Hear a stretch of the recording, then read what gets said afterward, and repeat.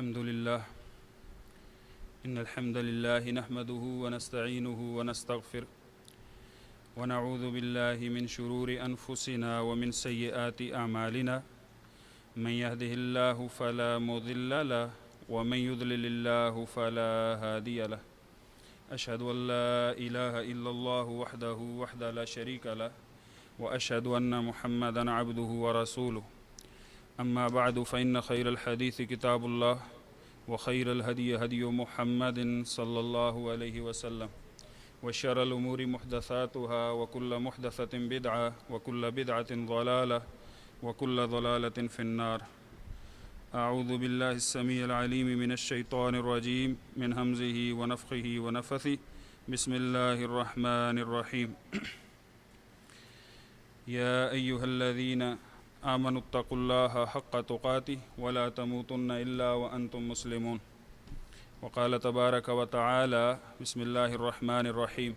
يا أيها الناس اتقوا ربكم الذي خلقكم من نفس واحدة وخلق منها زوجها وبث منهما رجالا كثيرا ونساء واتقوا الله الذي تساءلون به والأرحام إن الله كان عليكم رقيبا.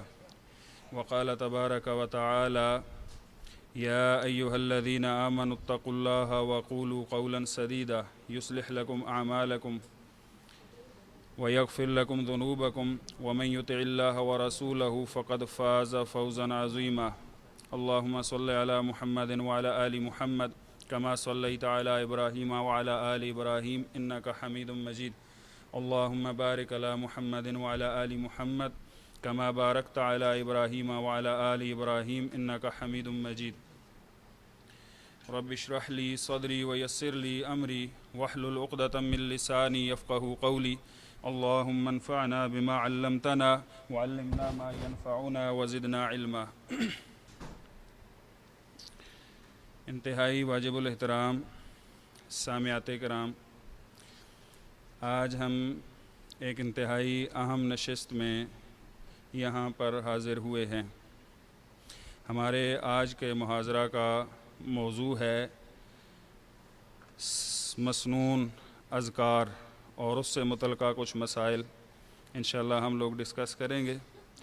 کافی طویل موضوع ہے اور اس تھوڑے سے وقت میں اس کا حق ادا کرنا بہت ہی مشکل ہے، لیکن اللہ تعالیٰ سے دعا کرتے ہیں کہ اللہ تعالیٰ ہمیں یہ توفیق دے کہ ہم اخلاص کے ساتھ جو کچھ بیان کریں اس میں بھی ہمیں اللہ تعالیٰ اخلاص عطا فرمائے اور پھر اس پر عمل کی بھی توفیق عطا فرمائے اور اس کا حق ادا کرنے کی بھی توفیق عطا فرمائے.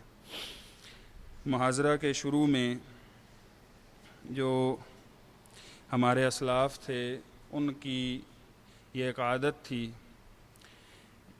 جیسا کہ امام ابن جماعہ رحمہ اللہ تعالیٰ نے تذکرۃ السامع والمتکلم فی ادب العالم والمتعلم میں یہ بات لکھی ہے کہ ایک استاد کو بھی چاہیے اور طلباء کو بھی چاہیے کہ جب وہ درس شروع کرنے لگیں تو اس سے پہلے جس ادارے میں وہ پڑھ رہے ہوتے ہیں اس کے منتظمین کے لیے بھی دعائے خیر کر دیا کریں، کیونکہ ان کی یہ ایک مخلصانہ محنت تھی جس کی وجہ سے اللہ تعالیٰ نے یعنی یہ آسانی فرمائی کہ ہم لوگ یہاں پر درس جو ہے اس کے لیے حاضر ہوئے.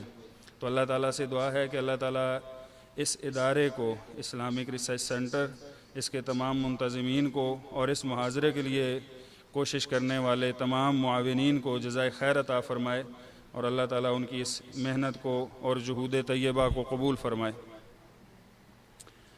سب سے پہلے ہم تھوڑا سا اذکار کی اہمیت کے حوالے سے بات کریں گے کہ ذکر کی اہمیت کیا ہے، اور اس اہمیت کا تذکرہ کرنا اس لیے بھی ضروری ہے کہ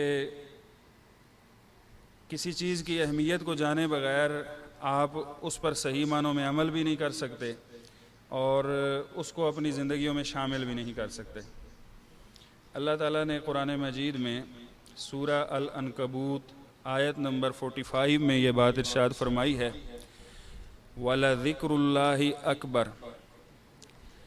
اچھا، ایسے ہوگا کہ میری کوشش ہوگی کہ میں آپ کو جو احادیث یا آیات بیان کروں ان کا حوالہ دیتا جاؤں، تو آپ ان کا حوالہ لکھ سکتے ہیں پورا اگر ممکن نہ ہو اس کو لکھنا۔ اللہ تعالیٰ فرماتے ہیں وَلَذِكْرُ اللَّهِ اکبر، اور یقیناً اللہ تعالیٰ کا جو ذکر ہے وہ سب سے بڑی چیز ہے۔ اس دنیا کائنات میں اگر کوئی خاصے کی چیز ہے، انسانوں کے لیے اہمیت کی چیز ہے، تو وہ اللہ تعالیٰ کا ذکر ہے۔ سنن الترمذی میں امام ترمذی رحمہ اللہ تعالیٰ ایک صحیح روایت لائے ہیں۔ سیدنا ابو الدرداء رضی اللہ تعالیٰ عنہ بیان فرماتے ہیں، نبی کریم صلی اللہ علیہ وسلم نے ارشاد فرمایا، الا انبئکم بخیر اعمالکم وازکاها عند ملیککم وارفعها فی درجاتکم۔ نبی مکرم صلی اللہ علیہ وسلم نے ارشاد فرمایا کہ میرے صحابہ، کیا میں تمہیں خبر نہ دوں تمہارے سب سے زیادہ خیر والے اعمال کی، کہ تمہارے اعمال میں کون سا عمل ہے جو سب سے زیادہ خیر والا عمل ہے۔ وَأَزْكَاهَا عِنْدَ مَلِيكِكُمْ، اور تمہارے مالک تمہارے رب کے ہاں سب سے زیادہ پاکیزہ عمل بھی وہی ہے۔ وَأَرْفَعِهَا فِي دَرَجَاتِكُمْ، اور تمہارے درجات کی بلندی کا بھی سب سے زیادہ باعث بننے والا عمل بھی یہی ہے۔ وَخَيْرٍ لَكُمْ مِنْ إِنفَاقِ الذَّهَبِ وَالْوَرَقِ، اور تمہارے لیے سونے اور چاندی کے خرچ کرنے سے بھی زیادہ بہتر ہے۔ وَخَيْرٍ لَكُمْ مِنْ أَن تَلْقَوْا عَدُوَّكُمْ، اور تمہارے لیے اس بات سے بھی بہتر ہے کہ تم اپنے دشمن کے سامنے پہنچ جاؤ، دشمن کا سامنا کرو۔ فَتَضْرِبُوا أَعْنَاقَهُمْ وَيَضْرِبُوا أَعْنَاقَكُمْ، اللہ تعالیٰ کے نبی صلی اللہ علیہ وسلم نے فرمایا کہ دشمن کے سامنے تم پہنچ جاؤ تو دشمن سے تمہاری مٹ بھیڑ ہو جائے اور مقابلہ ہو جائے، وہ تمہاری گردنیں مارے تم ان کی گردنیں مارو، یعنی جہاد کرو میدانوں میں قتال والا۔ تو اس سے بھی زیادہ بہتر ایک عمل تمہیں نہ بتلاؤں؟ قالوا بلا، صحابہ نے کہا اللہ کے رسول آپ بتلائیے، کیوں نہیں، ایسے اعمال تو ہمیں چاہیے۔ صحابہ کرام کی یہ بڑی خواہش ہوتی تھی کہ وہ زیادہ سے زیادہ ایسے اعمال تلاش کرتے تھے، حتیٰ کہ نبی کریم صلی اللہ علیہ وسلم سے پوچھتے تھے اللہ کے نبی کون سا عمل ہے جو زیادہ فضیلت والا ہے، کون سا عمل ہے جو زیادہ خیر والا ہے؟ تو آج تو نبی مکرم صلی اللہ علیہ وسلم خود ہی بتلا رہے ہیں کہ ایک بہت خیر والا عمل ہے جو تمہارے سارے اعمال سے بہتر، تمہارے رب کے ہاں سب سے زیادہ پاکیزہ، تمہارے درجات کی بلندی کے لیے سب سے بہترین بوسٹر، اور سونے اور چاندی خرچ کرنے سے بھی زیادہ بہتر، حتیٰ کہ میدان جہاد میں ایک آدمی دشمن کا مقابلہ کرتا ہے تو اس سے بھی زیادہ بہتر ہے۔ آپ صلی اللہ علیہ وسلم نے فرمایا ذکر اللہ تعالی، اللہ تعالیٰ کا ذکر ایسی چیز ہے جو ان سارے کاموں سے زیادہ بہتر ہے، اتنی عظیم چیز ہے۔ تو آپ اندازہ کریں کہ اس کائنات میں سب سے زیادہ خیر والی کوئی چیز ہے انسان کے لیے تو وہ اللہ تعالیٰ کا ذکر ہے۔ اس حدیث کے آخر میں نا سیدنا معاذ ابن جبل رضی اللہ تعالی عنہ کا ایک بڑا خوبصورت قول ذکر کیا امام ترمذی رحمہ اللہ نے۔ وہ فرماتے ہیں ما شیء انجا من عذاب اللہ من ذکر اللہ، کہ اللہ تعالیٰ کے عذاب سے نجات دینے والی چیزوں میں سے سب سے زیادہ جو نجات دلانے کی باعث چیز ہے وہ اللہ کا ذکر ہے۔ یعنی سب سے زیادہ اگر کسی چیز سے انسان کو اللہ تعالیٰ کے عذاب سے نجات مل سکتی ہے تو وہ اللہ تعالیٰ کا ذکر ہے۔ اللہ تعالیٰ نے قرآن مجید میں جب ذکر کا حکم دیا اہل ایمان کو تو وہ منظر اور اسلوب بھی بہت پیارا ہے۔ سورہ الاحزاب میں آیت نمبر یہ 41 اور آن ورڈ 43 تک ہے۔ اللہ تعالیٰ فرماتے ہیں یا ایھا الذین آمنوا اذکروا اللہ ذکرا کثیرا، اے ایمان والو اللہ کا ذکر کرو، بہت زیادہ ذکر کرنا۔ یہ قرآن میں نا بار بار یہ چیز بیان ہوئی ہے۔ اللہ تعالیٰ نے جب بھی حکم دیا ہے ذکر کا تو ذکر کثیر کا حکم دیا ہے کہ انسان کو چاہیے کہ وہ اپنی طرف سے اللہ تعالیٰ کا ذکر کثیر کرے، بہت زیادہ ذکر کرے۔ یہ لفظ کثیر کی بھی ایک بڑی خوبصورت دین کے اندر نا یعنی حیثیت ہے، بالخصوص ذکر کے معاملے میں۔ المعجم الاوسط ایک کتاب ہے امام طبرانی رحمہ اللہ تعالیٰ کی، اس میں انہوں نے ایک حدیث ذکر کی ہے کہ نبی کریم صلی اللہ علیہ وسلم نے ارشاد فرمایا کہ پچھلی امتوں میں ایک شخص تھا، وہ اللہ تعالیٰ کا ذکر کر رہا تھا، اس کے منہ سے ایک کلمہ نکلا، اس نے کہا الحمدللہ کثیرا، اللہ تعالیٰ کی تعریفات ہیں کتنی، کثیرا، بہت زیادہ، کثیر۔ اب کثیر میں کوئی لمیٹیشن تو ہے نہیں کہ اتنی 1000 2000 3000 5000 ارب کروڑ لاکھ، مطلب کتنی ہے، کثیر، بہت زیادہ، بس کثیر۔ جو فرشتہ نیکیاں لکھنے والا تھا اس کو ڈاؤٹ ہو گیا، وہ فرشتہ وہاں سے اللہ تعالیٰ کی بارگاہ میں پہنچا اور وہاں جا کر اس نے اللہ تعالیٰ سے پوچھا کہ یا اللہ تیرے بندے نے الحمدللہ کثیرا کہا ہے تو میں اس کا کتنا ثواب لکھوں، کتنا اجر لکھوں، کیونکہ مجھے یہ نہیں بتایا گیا کہ مجھے یہ تو بتایا گیا کہ الحمدللہ ایک بار کہے تو اتنا اجر لکھ لینا، 2 بار کہے تو اتنا اجر لکھ لینا یا ان کی تعداد لکھ لینا۔ اب اس نے کہہ دیا ہے کہ الحمدللہ کثیرا، تو میں کتنا اجر لکھوں؟ اللہ تعالیٰ نے فرمایا کہ میرے بندے تم لکھ دو اجرن کثیرا، بہت زیادہ اجر، کثیر اجر۔ اب یہ بندہ میرے پاس آئے گا تو قیامت والے دن میں اپنے ظرف اور اپنی وسعت کے مطابق پھر اسے اجر کثیر دے دوں گا۔ تو آپ اندازہ کریں کہ یہ ذکر کثیر یعنی اس کی کتنی خوبصورت جو ہے وہ توجیہ ہے اور اللہ تعالیٰ کے ہاں اس کی اہمیت ہے۔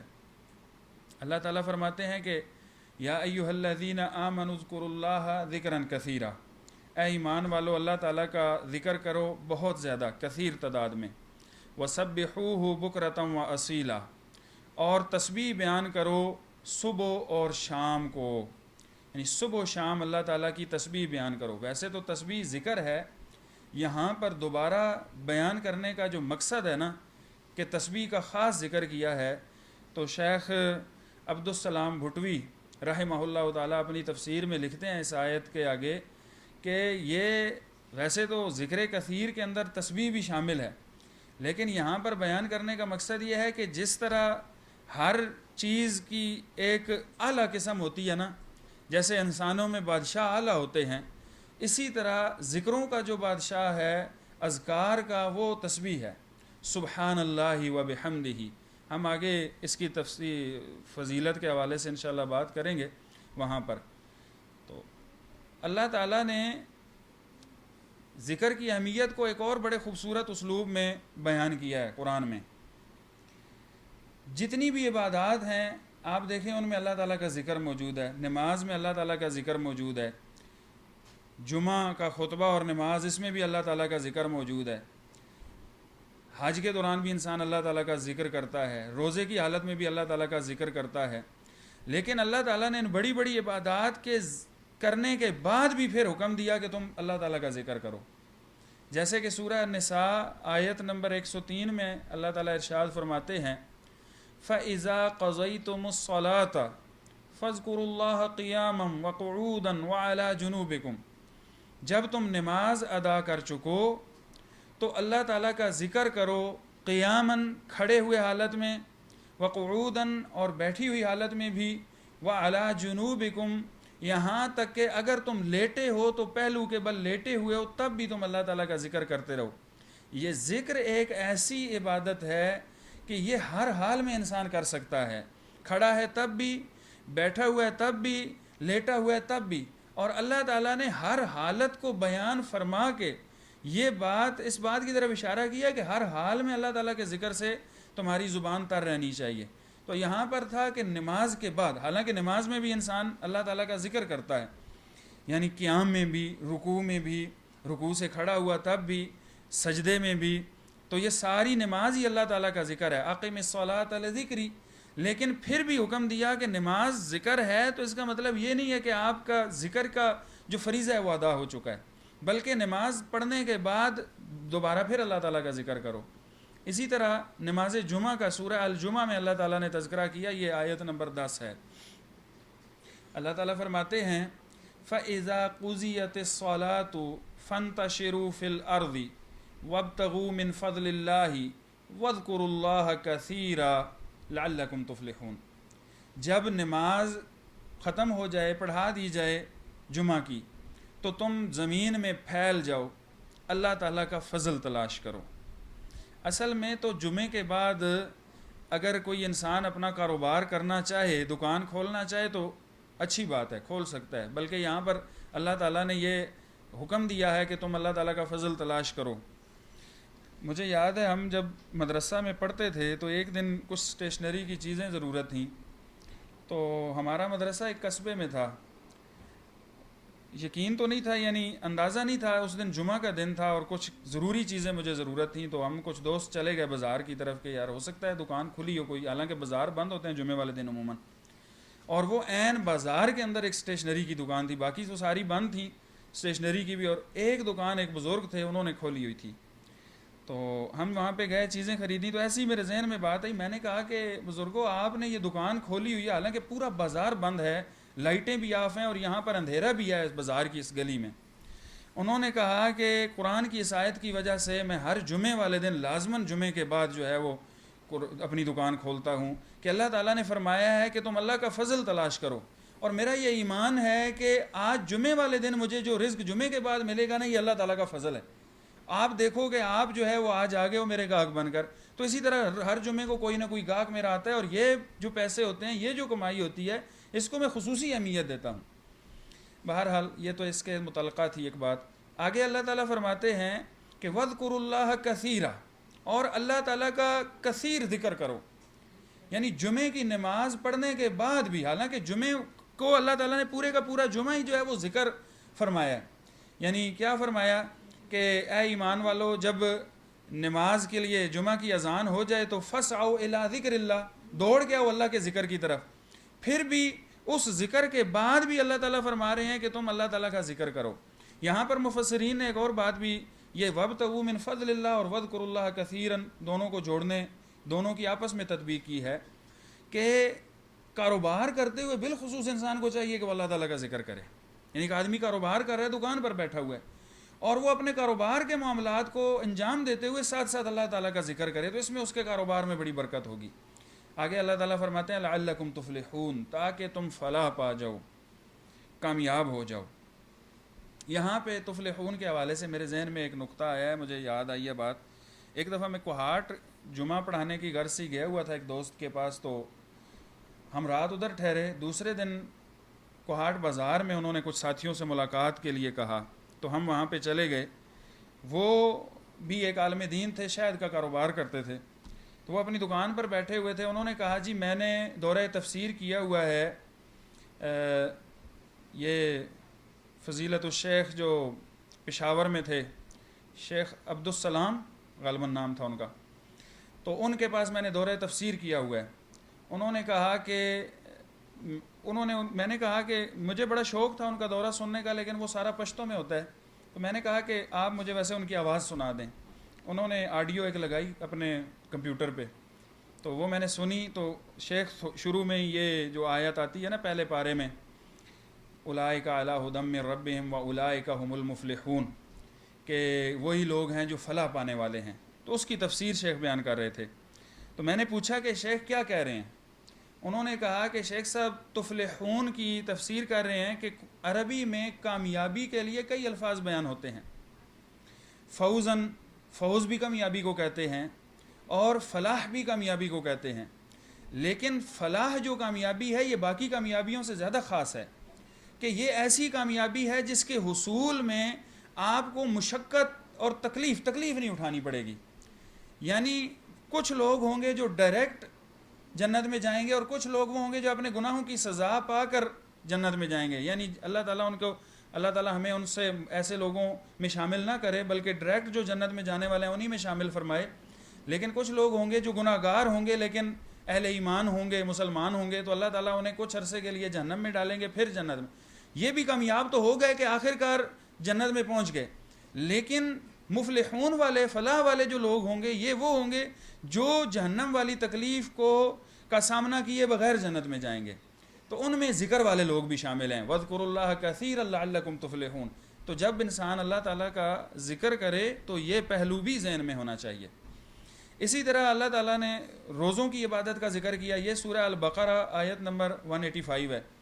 اللہ تعالیٰ فرماتے ہیں وَلِتُكْمِلُوا الْعِدَّةَ وَلِتُكَبِّرُوا اللَّهَ عَلَى مَا هَدَاكُمْ وَلَعَلَّكُمْ تَشْكُرُونَ، اور چاہیے کہ تم روزوں کی گنتی پوری کرو، اور وَلِتُكَبِّرُوا اللَّهَ، اللہ تعالیٰ کی بڑائی، کبریائی بیان کرو، تکبیر بیان کرو، ذکر کرو اس بات پر جو اللہ تعالیٰ نے تمہیں ہدایت دی ہے، وَلَعَلَّكُمْ تَشْكُرُونَ، تاکہ تم اللہ تعالیٰ کا صحیح معنوں میں شکر ادا کر سکو۔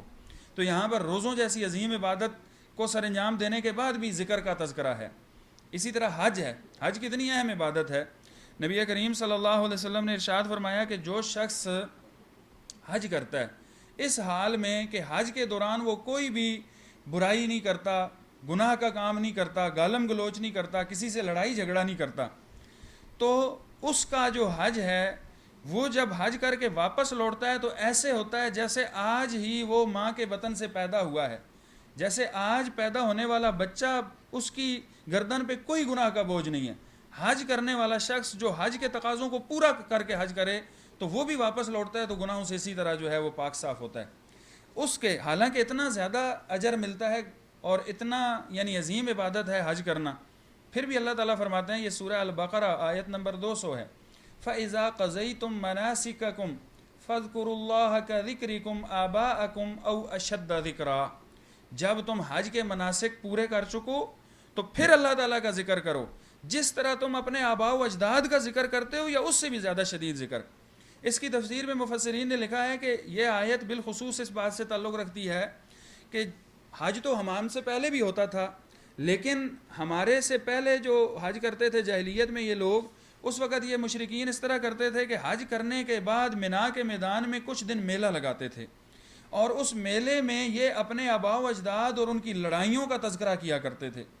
تو اللہ تعالیٰ نے فرمایا کہ بجائے اس کے کہ تم جس شوق سے اپنے ان آباء و اجداد کا ذکر کرتے تھے اس سے زیادہ ذکر تم اللہ تعالیٰ کا کرو اور حج کرنے کے بعد کرو۔ تو حج جیسی عبادت کے بعد بھی اللہ تعالیٰ نے پھر مزید رکھا۔ یہ ذکر اسی طرح انسانی زندگی میں شامل ہے، یہاں تک کہ اگر اسی ذکر کے اوپر انسان کی موت ہو جائے تو انسان کے لیے جنت ہے، جیسا کہ نبی کریم صلی اللہ علیہ وسلم کی مشہور حدیث ہے، من کان آخر کلامہ لا الہ الا اللہ دخل الجنہ، جس بندے کا اس دنیا سے دم رخصت یہ آخری کلام ہوگا لا الہ الا اللہ، یہ ذکر ہوگا، دخل الجنہ، وہ جنت میں داخل ہو جائے گا۔ اچھا، اس کی اہمیت ایک اور پہلو سے بھی ہے۔ ہمارے ہاں ایک بڑا امتیازی بات اور پہلو یا ایک چیز جو ہے وہ ڈسکس ہوتی ہے یا اس کا اندازہ لگایا جاتا ہے کہ ہر کوئی ایک بندہ کتنا عقل مند ہے، یعنی کوئی شخص کتنا عقل مند ہے، وہ کتنا سیانہ ہے، ذہین ہے، یا موجودہ دور میں اگر ہم دیکھیں تو کہتے ہیں نا فلاں کا آئی کیو لیول کتنا ہے۔ اس حوالے سے اللہ تعالیٰ نے ایک بات ارشاد فرمائی ہے، یہ سورہ آل عمران میں آیات ہیں، 2 آیتیں ہیں، 190 اور 191۔ اللہ تعالیٰ فرماتے ہیں ان فی خلق السماوات والارض واختلاف اللیل والنہار لآیات لأولی الالباب، یقیناً آسمان و زمین کی تخلیق میں، پیدا کرنے میں، اور رات کے اور دن کے آنے جانے میں نشانیاں ہیں اولی الالباب کے لیے۔ الباب جمع ہے لب ان کی، ٹھیک ہے، اولی الالباب کا مطلب ہے الباب والے، الباب جمع ہے لب ان کی، اور لب کہتے ہیں عقل مندی کو، ایک عقل مند شخص کو یا عقل مندی کو۔ لیکن یہ ہر ذہانت اور عقل مندی کو لب نہیں کہتے، بلکہ عقل مندی کا بھی جو خاصہ ہے، جو خالص عقل ہے، اور جو یا یہ سمجھ لیں کہ عقل کا بھی جو نچوڑ ہے اسے لب کہتے ہیں۔ اس کو آپ یوں سمجھیے، اردو میں آپ نے ایک فقرہ اکثر استعمال بھی کیا ہوگا اور پڑھا ہوگا، سنا ہوگا کہ اس بات کا لب لباب یہ ہے، پڑھتے ہیں نا، اس بات کا لب لباب یہ ہے، مطلب کیا ہے کہ اس بات کا خلاصہ یہ ہے، نچوڑ یہ ہے، آخری خلاصہ یہ ہے۔ تو جو عقلوں کا بھی خلاصہ عقل ہوتی ہے نا اس کو لب کہتے ہیں۔ اب یہاں پر اللہ تعالیٰ فرماتے ہیں کہ یہ اولل الباب کے لیے نشانیاں ان چیزوں میں. آگے اللہ تعالیٰ نے فرمایا کہ یہ اولل الباب ہوتے کون ہیں؟ الذین یذکرون اللہ قیاما وقعودا وعلی جنوبہم. اولل الباب یعنی خاص عقل مند لوگ وہ ہوتے ہیں جو اللہ تعالیٰ کا ذکر کرتے ہیں قیام کی حالت میں بھی، بیٹھے ہوئے بھی، اور اپنے پہلو کے بل لیٹے ہوئے بھی. یعنی عقل کا جو معیار ہے وہ یہ نہیں ہے. ہم دنیا میں تو معیار یہ ہے کہ آج کل میٹرک کے رزلٹ آ رہے ہیں تو فلاں جو ہے وہ بچہ ہے، فلاں بچی ہے، اس کے اتنے نمبرز ہیں اور اس کی اتنی جو ہے وہ پوزیشن آ گئی ہے. ہمارے ہاں عقل کا معیار یہ ہے یا فلاں بندہ کاروبار میں اتنا آگے ہے، وہ کاروبار کی چھوٹی چھوٹی باریکیوں کو بھی سمجھتا ہے. یا اگر خواتین کے حوالے سے بات کر لیں تو ہمارے خاندانوں میں اس خاتون کو بڑی اہمیت حاصل ہوتی ہے جو بازار سے ایک اچھی چیزیں معیاری ریٹ کے اوپر، اچھے ریٹس کے اوپر جو ہے وہ لے آئے کہ فلاں عورت کو جو ہے وہ کپڑے کی بڑی پہچان ہے، فلاں چیز کی بڑی پہچان ہے. اور ہمارے یہاں عقل کا معیار یہ ہے، لیکن اللہ تعالیٰ کے ہاں یہ معیار نہیں ہے. کچھ معیارات ہیں جو ہمارے بنائے ہوئے ہیں، لیکن ایک معیار ہے جو اللہ تعالیٰ کا بنایا ہوا ہے، اور اللہ تعالیٰ کا بنایا ہوا معیار وہ حقیقی معیار ہے. تو اللہ تعالیٰ نے کیا معیار بنایا ہے عقل مندی کا کہ خاص عقل مند وہ لوگ ہیں جو اللہ تعالیٰ کا ذکر کرتے ہیں، چلتے پھرتے، اٹھتے بیٹھتے، کھڑے بیٹھے ہوئے، حتیٰ کہ لیٹے ہوئے وہ اللہ تعالیٰ کا ذکر کرتے ہیں. تو عقل مندی، عقل کی کسوٹی بھی یہی ہے کہ انسان جو ہے وہ اللہ تعالیٰ کا ذکر کرے. اچھا ایک اور پہلو سے دیکھ لیتے ہیں. بہت سارے پہلو ہیں ذکر کی اہمیت کو سمجھنے کے لیے. ذکر جو ہے نا یہ آپ کو دنیا کی زندگی میں، آپ کی دنیا کی زندگی میں آپ کو بہت بڑی بڑی مشکلات سے چھٹکارا دلاتا ہے. یعنی ایسی مشکل اور ایسا دوراہا اور ایسی جگہ جہاں پہ انسان سمجھتا ہے کہ میں پھنس گیا ہوں، اب یہاں سے نکلنے کا کوئی راستہ نہیں ہے. انسانی عقل یہ بتاتی ہے کہ اب ناممکنات میں بات پہنچ چکی ہے. تو اس وقت اگر انسان اللہ تعالیٰ کا ذکر کرتا ہے اور ذکر کرے پھر تو وہ اس مشکل سے بھی چھٹکارا مل سکتا ہے. قرآن میں اللہ تعالیٰ نے ایک مثال ایسی دی ہے اور یہ انسانی تاریخ کی مثال ہے. ایک واقعہ ایسا ہوا کہ انسانی عقل کے مطابق اس میں چھٹکارے کی کوئی گنجائش اور کوئی جو ہے وہ یعنی ایسے پوائنٹ تھے ہی نہیں کہ انسان چھٹکارا حاصل کر سکے. وہ کیا تھا؟ سیدنا یونس علیہ الصلاۃ والسلام کا مچھلی کے پیٹ میں چلے جانا. یہ ایسا موقع تھا، انسانی عقل یہ سمجھتی ہے، آپ کی جدید سائنس یہ کہتی ہے کہ یہ بڑی بڑی جو مچھلیاں ہیں سمندر کی، جس طرح یہ ویل مچھلی یا اس کا جو میدا ہوتا ہے، یہ سائنس یہ کہتی ہے کہ اس کا میدا اتنا سریع الہضم ہوتا ہے کہ یہ پیٹ میں چیز گئی نہیں اور وہاں پہ ہضم ہوئی نہیں، بہت جلد یہ ہضم کر جاتی ہے یہ مچھلی. اس کا میدے کا جو نظام ہضم ہے یہ بہت تیز ہوتا ہے. اس کے باوجود کتنا وقت سیدنا یونس علیہ الصلاۃ والسلام مچھلی کے پیٹ میں رہے. یعنی مچھلی کے پیٹ میں چلے جانا پھر واپس آنا، تو یہ انسانی عقل اسے ناممکنات میں ہی کہتی ہے. لیکن اس ناممکن موقع پر بھی جب کہ چھٹکارے کی کوئی صورت نظر نہیں آتی، سیدنا یونس علیہ الصلاۃ والسلام نکلے کیسے؟ وجہ کیا تھی؟ اللہ تعالیٰ نے سورہ الصافات میں یہ بات ارشاد فرمائی ہے، 143 144 آیات. فلولا انه كان من المسبحين للبث في بطنه الى يوم يبعثون. اگر سیدنا یونس علیہ الصلاۃ والسلام نہ ہوتے تسبیح کرنے والوں میں سے تو پڑے رہتے مچھلی کے پیٹ میں قیامت کے دن تک. قیامت کے دن تک پڑے رہتے، وہ نہیں نکل سکتے تھے. لیکن کیوں نکلے؟ فلولا انه كان من المسبحين. تسبیح کی وجہ سے، اللہ تعالیٰ کی تسبیح کی، انہوں نے ذکر کیا، ذکر کرتے تھے تو اس سے بھی چھٹکارا. وہ ذکر کیا تھا؟ نبی کریم صلی اللہ علیہ وسلم نے ارشاد فرمایا نا، وہ حدیث آتی ہے جامع ترمذی میں، آپ نے فرمایا کہ جو تسبیح یونس کو پڑھے اپنی مشکل کے اندر تو اس اللہ تعالیٰ اس کی مشکل کو ضرور آسان فرمائے گا. یعنی مفہوم یہ ہے اس حدیث کا. تو وہ کیا ہے؟ لا الہ الا انت سبحانک انی کنت من الظالمین. اس تسبیح کی ورڈنگ پہ غور کریں نا، جو اس کا ترجمہ ہے. اس تسبیح کے اندر یونس علیہ الصلاۃ والسلام نے کہیں ایک لفظ بھی یہ نہیں کہا کہ یا اللہ میں اس مچھلی کے پیٹ میں پہنچ گیا ہوں، آپ مجھے اس مچھلی کے پیٹ سے نکالیے، میں تو ادھر پھنس گیا ہوں اور یہاں سے نکلنے کی کوئی صورت ہے ہی نہیں، اس لیے التجا کر رہے ہوں، رو رہے ہوں کہ یا اللہ مجھے تو یہاں سے نکالیں آپ. ہمارا یہ میں بات اس لیے کر رہا ہوں کہ ہم لوگ نا بہت جلد ایک تو شکوے شکایات پہ آ جاتے ہیں، اور ہم دعا میں ہماری ساری توجہ یہ ہوتی ہے کہ ہم یعنی بھرپور طریقے سے کیسے اللہ تعالیٰ کو سمجھا سکتے ہیں کہ میں اتنی مشکل کے اندر ہوں. حالانکہ اللہ تعالیٰ کو سمجھانے کی کیا ضرورت ہے ہمیں؟ اللہ تعالیٰ کو تو پتہ ہے نا میرا بندہ کتنی مشکل میں ہے. تو وہاں پہ سمجھاتا تو اسے ہے نا، بندہ ڈاکٹر کے پاس جاتا ہے تو اسے بتانا پڑتا ہے تفصیل کے ساتھ کہ ڈاکٹر صاحب میرے ساتھ یہ مسائل ہیں. کیونکہ ڈاکٹر کو جتنی آپ تفصیل اپنے بارے میں بتائیں گے وہ اتنی بہتر طریقے سے جو ہے وہ آپ کی بیماری کو ڈائگنوز کرے گا. لیکن یہاں پر جو ہے وہ اللہ تعالیٰ تو پہلے ہی جو ہے وہ اپنے بندوں کے دلوں کے حکیم ہیں، جانتے ہیں کہ میرے بندے کو کیا تکلیف ہے. اس لیے یہ بات یاد رکھیں، یہ تسبیح یونس ہمیں یہ بتاتی ہے کہ اگر آپ کسی مشکل کے اندر پڑے ہیں، پھنس گئے ہیں، نکلنے کا کوئی راستہ نہیں ہے، آپ اللہ تعالیٰ کا ذکر شروع کر دیں.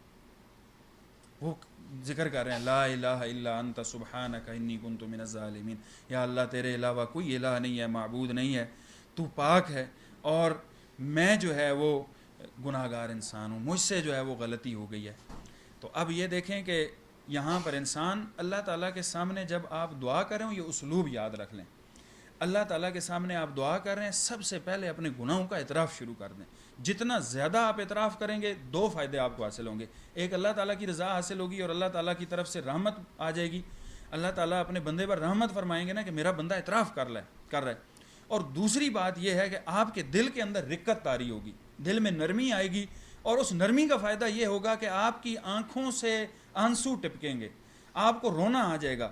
اور یقین کریں کہ اللہ تعالیٰ کے سامنے اگر انسان کو رونا آ گیا نا، ایک آنسو بھی اگر نکل گیا، تو نبی کریم صلی اللہ علیہ وسلم نے فرمایا کہ اللہ تعالیٰ کو آنکھ سے نکلا ہوا آنسو جو ہے وہ بہت 2 قطرے محبوب ہیں، جو ان میں سے ایک کیا ہے؟ آنکھ سے نکلا ہوا آنسو. اور دوسری بات یہ ہے کہ یعنی انسان کے دل پر رقت طاری ہوتی ہے. اور اپنے گناہوں کا اعتراف، اس کی ایک مثال میرے ذہن میں آ گئی ہے چلتے چلتے. صحیح بخاری کی ایک حدیث ہے، سیدنا عبداللہ بن عمر رضی اللہ تعالیٰ عنہ بیان فرماتے ہیں کہ نبی کریم صلی اللہ علیہ وسلم نے ارشاد فرمایا کہ قیامت کا دن ہوگا، اور قیامت والے دن اللہ تعالیٰ اپنے مومن بندے کو اپنے قریب بلا لیں گے، اپنے قریب کر لیں گے، یہاں تک کہ اللہ تعالیٰ اپنے اس مومن بندے کے اوپر ایک پردہ ڈال دیں گے، اسے باقی لوگوں سے بھی جو ہے وہ غائب کر دیں گے، اپنے ایک پردے کے آگے کر لیں گے. اب وہاں پہ انسان اپنے رب کے روبرو حاضر ہوگا، اور مکالمہ 1 to 1 ملاقات ہے، مکالمہ ہے. اللہ تعالیٰ پوچھیں گے، نبی کریم صلی اللہ علیہ وسلم نے فرمایا کہ اللہ تعالیٰ پوچھیں گے میرے بندے کیا تجھے یاد ہے کہ تو نے فلاں گناہ کیا تھا؟ تجھے یاد ہے تو نے فلاں گناہ کیا تھا؟ اتعلم، تو نے فلاں جو ذنب قضا، کیا تجھے یاد ہے، تجھے وہ گناہ فلاں والا گناہ یاد ہے؟ بندہ کہے گا نعم یا ربی، جی ہاں میرے رب مجھے یاد ہے، وہ گناہ تو میں نے کیا تھا. اعتراف کر لے گا.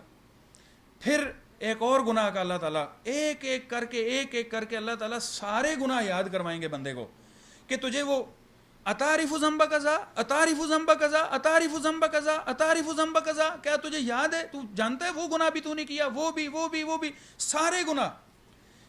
حدیث کے الفاظ یہ ہیں کہ بندہ آخر کار اس بات کو سوچ لے گا کہ آج چھٹکارے کی کوئی صورت ہے ہی نہیں، آج تو پکڑ ہی پکڑ ہے، کیونکہ میں نے اعتراف جرم کر لیا ہے. اور ہماری دنیا کی عدالتوں میں کیا قانون ہے کہ اگر مجرم اپنی زبان سے اعتراف جرم کر لے تو پھر اسے کوئی بھی سزا سے نہیں بچا سکتا. وکیل سب سے پہلے کیا بات سمجھاتے ہیں لوگوں کو کہ بھائی آپ نے اپنے زبان سے اعتراف نہیں کرنا کہ میں نے یہ جرم اور یہ گناہ کیا ہے، کیونکہ اگر آپ نے اپنی زبان سے گناہ کا اعتراف کر لیا تو پھر عین ممکن ہے کہ آپ کا کوئی چھٹکارے کی صورت نہیں ہے، سزا سے کوئی نہیں بچا سکتا. تو وہ رب کریم کی عدالت ہے.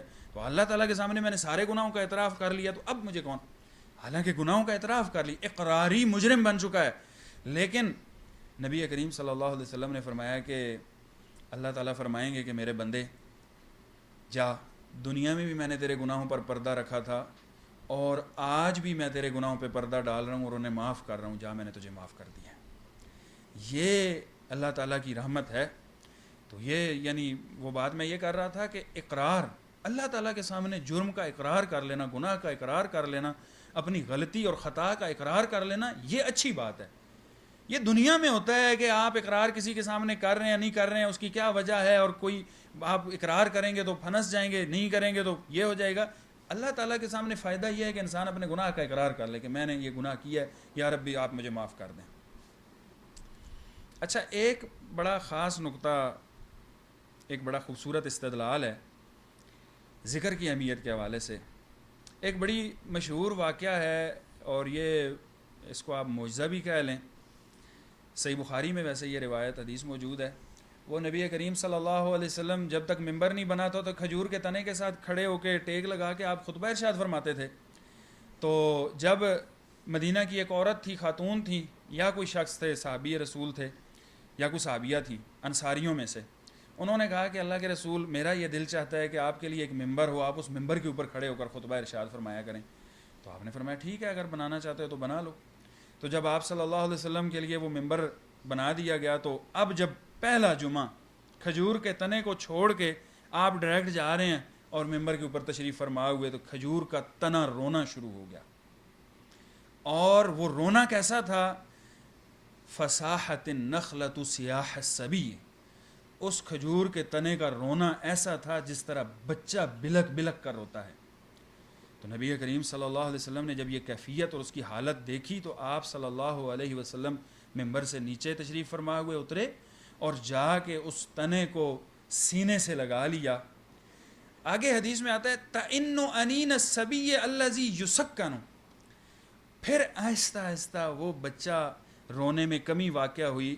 اور جس طرح ایک بچہ روتا ہوا نا، آپ اس کو چپ کراتے ہیں اور اسے تھپکیاں لگاتے ہیں، پھر بچہ چپ کر جاتا ہے، تو اس کی کیفیت کیا ہوتی ہے؟ یہ میں اس کا اردو لفظ بڑا میں ذہن میں لاتا رہوں، میرے ذہن میں نہیں آیا. پنجابی کا مجھے یاد ہے، وہ بچہ ہم کہتے ہیں ڈسکورے مارتا ہے، وہ ہلکا ہلکا ہلکا ہلکا اس کی وہ جو ہے وہ آواز نکلتی ہے، اور پھر وہ آہستہ آہستہ چپ. جو بچہ بہت زیادہ رویا ہو، بہت زیادہ رویا ہو، بہت زیادہ رونے کے بعد وہ بچہ آہستہ آہستہ جب چپ کرتا ہے تو تھوڑی تھوڑی دیر بعد بھی اس کی وہ جو ہے وہ سینہ دھڑکتا ہے اور وہ آواز نکلتی ہے. یہ کیفیت ہے. تو آخر کار وہ جو ہے نا وہ چپ ہو گیا. تو آپ صلی اللہ علیہ وسلم ممبر پر تشریف لے گئے. آپ صلی اللہ علیہ وسلم نے ارشاد فرمایا کانت تبکی علی ما کانت تسمع من الذکر، یہ کیوں رو رہا تھا؟ ایک وجہ تو ہے نا کہ اللہ کے رسول صلی اللہ علیہ وسلم ٹیک لگاتے تھے. آپ نے جو وجہ بتائی وہ یہ ہے کہ یہ اس لیے رو رہا تھا کہ جب میں اس کے ساتھ ٹیک لگا کے کھڑا ہوتا تھا تو یہ وہ ذکر سنتا تھا جو میرے منہ سے نکلتا تھا. یہ اس ذکر کو، آج اس ذکر کی محرومی سے، کہ آج یہ ذکر جو ہے آپ صلی اللہ علیہ وسلم میرے ساتھ ٹیک لگا کر جو ذکر فرماتے تھے، جو واعظ فرماتے تھے، آج وہ ذکر اس سے میری محرومی ہو گئی ہے. تو تب یہ جو ہے وہ تنا رویا ہے. اس پہ پھر بہت سارے علماء نے بڑے خوبصورت کلام کیے ہیں. میں اس کا خلاصہ یعنی اپنی ایک الفاظ میں آپ کے سامنے رکھتا ہوں کہ آپ اندازہ کریں کہ ایک کھجور کا تنا جسے ہماری سائنس اور ان چیزوں میں جو ہے وہ ہم اسے بے جان کہتے ہیں، ایک بے جان تنا جو ہے وہ تو ذکر سے محرومی پہ رو رہا ہے. ہماری کتنی صبحیں، کتنی شامیں، کتنی راتیں، کتنے دن، ہماری زندگی کے کتنے پل ایسے گزر گئے کہ ہم جو ہے وہ اللہ تعالیٰ کے ذکر سے خالی گزارے، اور ہمیں تو کبھی رونا نہیں آیا، ہمارے دل پر تو کبھی رکت طاری نہیں ہوئی، ہمارے دل میں یہ جو ہے وہ محرومی کا احساس نہیں آیا کہ ہم اللہ تعالیٰ کے ذکر سے کتنے دور ہیں. تو بہرحال یہ بھی ایک بڑا خوبصورت واقعہ تھا. ایک اور حدیث ہے سنن الترمذی کی، سیدنا ابو ہریرہ رضی اللہ تعالی عنہ بیان فرماتے ہیں کہ میں نے رسول اللہ صلی اللہ علیہ وسلم سے سنا، آپ نے فرمایا الا ان الدنیا ملعونہ، یہ دنیا ساری کی ساری ملعون ہے، اس پر لعنت کی گئی ہے. ملعون ما فیہا، اور دنیا میں جو کچھ بھی ہے وہ سارا کچھ بھی ملعون ہے. جیسے نہیں وہ سورہ العصر کا اسلوب ہے، یہ وہی اسلوب ہے، والعصر ان الانسان لفی خسر، یقیناً انسان خسارے میں ہے. آگے کچھ چیزیں ہیں جو اگر پائی جائیں تو پھر خسارے میں نہیں ہے. یہاں پر بھی آپ صلی اللہ علیہ وسلم نے پہلے فرمایا کہ دنیا ساری کی ساری ملعون ہے، یعنی دنیا کا جو مال و متاع ہے، جو کچھ دنیا اور دنیا کے اندر موجود ہے، اس سب پر لعنت کی گئی ہے، ملعون ہے. تین چیزیں جو ہے، چار چیزیں وہ اس لعنت سے ان چار چیزوں میں سے کسی ایک کے ساتھ انسان کا تعلق ہو تو سمجھیں کہ وہ لعنت سے بچا ہوا ہے، ورنہ وہ سمجھیں کہ اس کا تعلق ملعون چیزوں کے ساتھ ہے. اللہ، پہلی چیز ذکر اللہ، اللہ تعالیٰ کا ذکر اگر جڑ جائے کسی چیز کے ساتھ تو پھر سمجھیں کہ وہ ملعون نہیں رہی. وما والا ہو، اور جو بھی اللہ تعالیٰ کے ذکر سے متعلقہ چیزیں ہیں اس کے ساتھ اس کا تعلق بن گیا تو تب بھی جو ہے وہ ملعون نہیں رہا. وعالم او متعلم، یا انسان عالم بن جائے یا طالب علم بن جائے، یہ چیزیں ہیں، یہ لعنت سے خالی ہیں۔ اگر ان کیفیات سے ہٹ کر یا انسان اللہ تعالیٰ کا ذکر بھی نہیں کرتا اور ذکر سے جو متعلقہ چیزیں ہیں وہ بھی نہیں اپناتا، عبادات وغیرہ، اور عالم بھی نہیں ہے اور دین کا طالب علم بھی نہیں ہے، تو پھر اسے سمجھ لینا چاہیے کہ وہ دنیا کے اندر اس کی زندگی اور دنیا کے ساتھ جو اس کا تعلق ہے یہ سارا لعنت والا ہی ہے۔ ہمیں اپنا جو سٹیٹس ہے نا وہ دیکھنا ہوگا کہ ہماری یہاں پر آج کیا حیثیت ہے۔ کم از کم دو چیزیں، اگر ہم عالم نہیں ہیں تو کم از کم جو ہے وہ اللہ تعالیٰ کے ذکر کے ساتھ جڑ کر اور دین کے طالب علم بن کر جو ہے وہ ہم زندگی گزار لیں تو اس لعنت سے بچ جائیں گے۔ اذکار کی کچھ فضائل کے حوالے سے، اور اس میں بھی اہمیت ہوگی اور اس میں یقیناً کچھ اہم اذکار بھی ہوں گے، کچھ خصوصیت کے ساتھ میں آخر میں ذکر کروں گا۔ دعا کریں کہ اللہ تعالیٰ ہمارے وقت میں جو ہے وہ برکت ڈال دے۔ اچھا، یہاں پر تھوڑا سا میں جو ہے نا وہ ایک آیت کریمہ آپ کے سامنے ذکر کرتا ہوں، جس سے یہ ثابت ہوتا ہے کہ یہ جو عبادات ہیں اور بالخصوص ذکر ہے نا، یہ صرف مردوں کے لیے نہیں ہے، بلکہ یہ عبادات اللہ تعالیٰ نے اور دین اسلام یہ عورتوں خواتین کے لیے بھی ہے۔ خواتین کو یہ نہیں سمجھنا چاہیے کہ شاید بہت زیادہ جو نیکیاں اور بہت زیادہ معاملات ہیں وہ مرد ہی لے گئے ہیں، بلکہ بہت ساری ایسی مجال ہیں، بہت سارے ایسے میدان ہیں اور ایسی جو ہے وہ فروع ہیں، دین کی شاخیں ہیں، شعبے ہیں، جن میں بالخصوص جو ہے وہ خواتین آگے بڑھ سکتی ہیں، مردوں سے بھی آگے جا سکتی ہیں۔ اللہ تعالیٰ نے قرآن مجید میں سورہ الاحزاب آیت نمبر 35 میں 35 میں یہ بات ارشاد فرمائی ہے، ان المسلمین والمسلمات، فرما بردار مرد اور فرما بردار عورتیں، والمؤمنین والمؤمنات، ایمان لانے والے مرد اور ایمان لانے والی عورتیں، والقانتین والقانتات، اور اللہ تعالیٰ کے سامنے جھکے ہوئے، قانت بھی فرما برداری کے معنوں میں ہی آتا ہے، مرد اور عورتیں، والصادقین والصادقات، اور سچے مرد اور سچی عورتیں، والصابرین والصابرات، صبر کرنے والے مرد اور صبر کرنے والی عورتیں، والخاشعین والخاشعات، اللہ تعالیٰ کے سامنے عاجزی کرنے والے، ڈر رکھنے والے مرد اور عورتیں، والمتصدقین والمتصدقات، صدقہ کرنے والے مرد اور صدقہ کرنے والی عورتیں، والصائمین والصائمات، روزہ رکھنے والے مرد اور روزہ رکھنے والی عورتیں، والحافظین فروجہم والحافظات، اور اپنی شرمگاہوں کی حفاظت کرنے والے مرد اور عورتیں، والذاکرین اللہ کثیرا والذاکرات، اور بہت زیادہ کثیر ذکر کرنے والے مرد اور کثیر ذکر کرنے والی عورتیں، اعد اللہ لہم مغفرۃ واجرا عظیما، یہ ایسے لوگ ہیں جن کے لیے اللہ تعالیٰ نے اپنی طرف سے بخشش تیار کر کے رکھی ہوئی ہے اور اجر عظیم تیار کر کے رکھا ہوا ہے، بس ان کی دیر ہے کہ یہ اعمال کریں، اللہ تعالیٰ نے ان کو بخش دینا ہے اور ان کو اجر دے دینا ہے، تیار کر کے رکھا ہوا ہے، یہ نہیں کہ تیار کیا جائے گا، اعد اللہ۔ یہ اس میں بھی بڑا اسلوب ہے، ہم قرآن کی نا ورڈنگ پہ غور نہیں کرتے، تھوڑے تھوڑے الفاظ ہوتے ہیں، ان پہ غور کریں تو بہت ساری باتیں ایمان کو تازہ کرتی ہیں، کہ اللہ تعالیٰ نے دیکھیں یہ بات ارشاد فرمائی، یہ نہیں کہا کہ ٹھیک ہے میں دوں گا، اعد اللہ، اللہ تعالیٰ نے تو تیار کر کے رکھا ہوا ہے، یعنی دیر کس کی طرف سے ہے؟ انسانوں کی طرف سے، ہماری طرف سے دیر ہے۔ تو یہاں پر دیکھیں یہ ساری چیزیں، جتنی بھی عبادات اللہ تعالیٰ نے اور جتنے بھی یہ مجال اور میادین اللہ تعالیٰ نے ذکر کی ہیں، یہ سارے کے سارے کیا ہیں؟ مرد اور عورتیں دونوں کو اللہ تعالیٰ نے مخاطب فرمایا، اور اس میں اللہ تعالیٰ کا ذکر بھی شامل ہے، اور ذکر کے ساتھ اللہ تعالیٰ نے لفظ کثیر استعمال فرمایا کہ ذکر ہو تو پھر کثرت کے ساتھ ہو، لطف وہی ذکر دیتا ہے جو کثرت کے ساتھ انسان ذکر کرنے والا ہو۔ اسی حوالے سے ایک حدیث بھی ہے صحیح مسلم کی، سیدنا ابو ہریرہ رضی اللہ تعالی عنہ بیان فرماتے ہیں کہ رسول اللہ صلی اللہ علیہ وسلم ایک دفعہ مکہ کے سفر کر رہے تھے، مکہ کا سفر آپ صلی اللہ علیہ وسلم فرما رہے تھے، تو پہاڑی سفر ہے، اللہ تعالیٰ ہم سب کو بار بار لے جائے، جو لوگ آپ میں سے گئے ہوئے ہیں تو انہوں نے جو مکہ سے مدینہ کا سفر کیا ہوگا تو رستے میں کافی ساری پہاڑی جو ہے وہ سلسلے آتے ہیں، تو پہاڑی سفر تھا، تو ایک پہاڑ آیا اور اس پہاڑ پہ چڑھنا تھا، پھر آگے اترنا تھا، تو آپ اس پہاڑ کا نام تھا جمدان۔ آپ صلی اللہ علیہ وسلم نے فرمایا سیرو، چلو بھائی چلو، ہاذا جمدان، یہ جمدان پہاڑ ہے، سبق المفردون، مفردون سبقت نکل گئے، لے گئے، آگے نکل گئے، مفردون وہ سبقت لے گئے۔ صحابہ کے لیے یہ مفردون لفظ نیا تھا، قالو صحابہ نے پوچھا ومل مفردون یا رسول اللہ، اللہ کے رسول صلی اللہ علیہ وسلم ہمیں بتلائیے یہ مفردون کیا کون ہیں، کون لوگ ہیں مفردون؟ آپ صلی اللہ علیہ وسلم نے فرمایا الذاکرون اللہ کثیرا والذاکرات، وہ مرد جو اللہ تعالیٰ کا بہت ذکر کرتے ہیں وہ مفردون ہیں، اور وہ عورتیں جو اللہ تعالیٰ کا بہت ذکر کرتی ہیں وہ بھی مفردون میں شامل ہیں، اور یہ لوگ باقی سارے مسلمانوں سے آگے نکل جانے والے لوگ ہیں، آگے نکل گئے۔ امام ابن قتیبہ رحمہ اللہ نے نا المفردون کا لفظی ایک معنی پہ تھوڑی سی بات کی ہے، فرمایا الذین ہلک اقرانہم ونفردوا عنہم فبقوا یذکرون اللہ تعالی، وہ لوگ جن کے ساتھ والے لوگ ہلاک ہو جائیں، رہ جائیں، اور وہ